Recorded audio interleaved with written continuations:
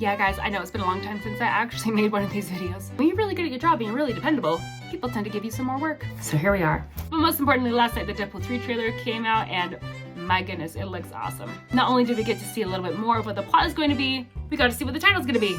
Deadpool and Wolverine, or as Hugh Jackman put it on his Instagram. But anyway, based on what we saw in the trailer, it looks like the synopsis we saw on Marvel's Japanese website is true.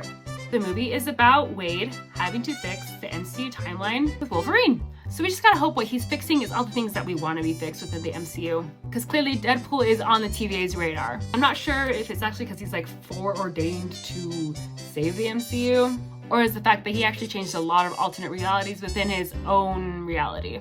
As we saw at the end of Deadpool 2, he gets a hold of Cable's little time traveling thingy, and he goes off and kills Ryan Reynolds before taking the role as the Green Lantern. He saves Vanessa from dying at the beginning of Deadpool 2. He kills off the awkward Wade we saw in X-Men Origins, and of course attempts to kill Baby Hitler. If he attempted to kill Baby Hitler, what other big world events did he try to alter? Whether they're good or bad. But clearly the focus on these timelines is within the X-Men universe, or in the Fox universe, as you can clearly see that the Fox logo is in what a lot of people are thinking is the Void. Which would make sense, because in this small little screen grab, that little smoky hand looks a lot like Goliath. And if you don't know who Goliath is, he basically takes things and puts them into the Void, which is the end of time. And as someone pointed out, you can see in the back, clearly there is a Golden Gate Bridge that we saw at the end of X-Men 3.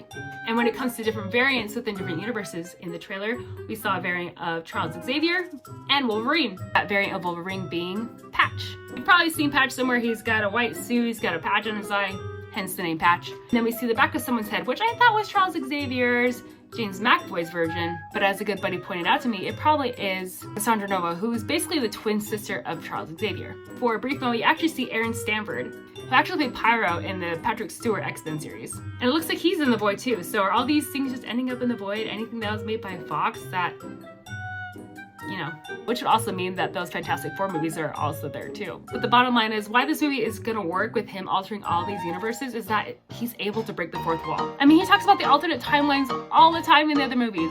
He even asked Colossus, who's his favorite, Charles Xavier, James McAvoy, Patrick Stewart.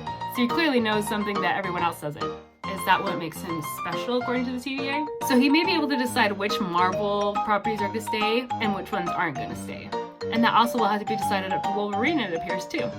And I mean, Deadpool's always wanted to be part of Disney's Marvel Cinematic Universe, so why wouldn't he want to fix it to be awesome before he joins it? So let me ask you this. So which series and movies should have just been X to make this timeline a whole lot better that Deadpool could possibly just put in the Void? Or is Deadpool using this Secret Wars comic book that we saw in the trailer to figure out what's going to happen in the future of the MCU if he doesn't fix it? Either way, I think it'd be hilarious if Captain America Chris Evans met the Torch Chris Evans. I just want to see what would happen.